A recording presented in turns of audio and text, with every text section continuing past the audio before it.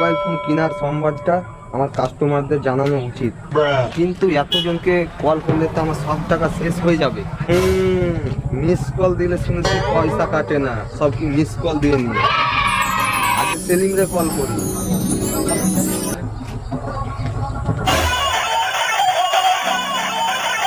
Hello, আমি হবলু বলছি।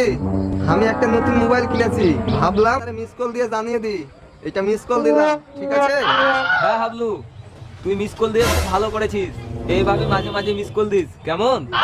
আপনার সাথে পরে কথা হবে, এখন রাখি, ঠিক আছে? একবার আরিফকে কল করে নিন।